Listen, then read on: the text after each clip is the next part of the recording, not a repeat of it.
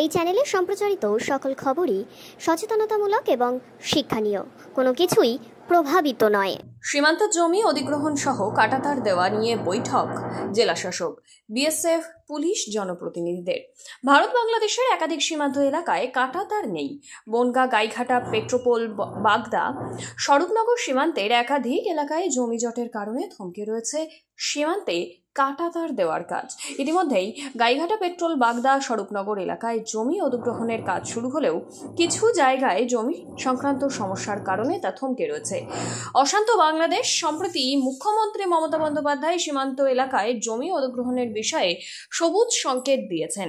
তারপরই শুক্রবার বনগাঁ মহকুমা শাসকের দপ্তরে উত্তর 24 পরগনার শাসক, বিএসএফ, পূর্ত দপ্তর, ভূমি রাজস্ব সহ বিভিন্ন দপ্তরের আধিকারিকেরা নিয়ে বৈঠক করেন। এই দিন দপ্তরের আধিকারিকদের নিয়ে যে বৈঠক হয়, সেই বৈঠক থেকে আশা করছেন সকলে যে পরিস্থিতি স্বাভাবিক হবে।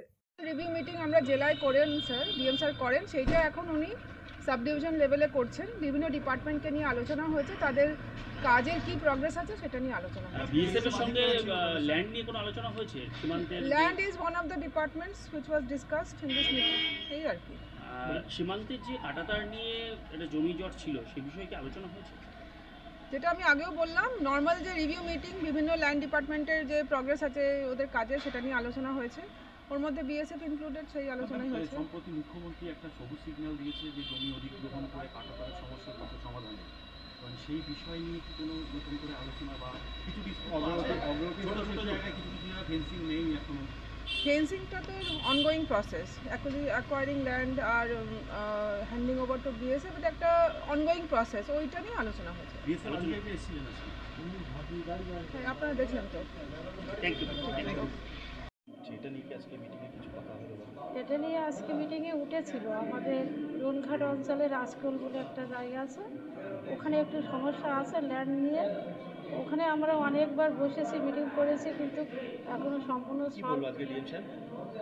ডিএম সাহেব বললেন তাড়াতাড়ি আবার বসে তাড়াতাড়ি ওটা সলভ করে যাতে কাজটা হয় সেই ব্যবস্থা করতে। আমরা বলেছি আমরা শীঘ্রই ওটা করে দেবো। আমাদের মানে টোটাল বনগাঁ সাব ডিভিশনের যতগুলো দপ্তর আছে সব দপ্তরের আধিকারিকদের এখানে ডাকছিল। আমাদের সমস্ত ডেভেলপমেন্টের বিষয় ওখানে আলোচনা হয়েছে। আমার নাম সুদেবী মণ্ডল, আমি বাগদা পঞ্চায়েত সমিতির সভাপতি। নমস্কার।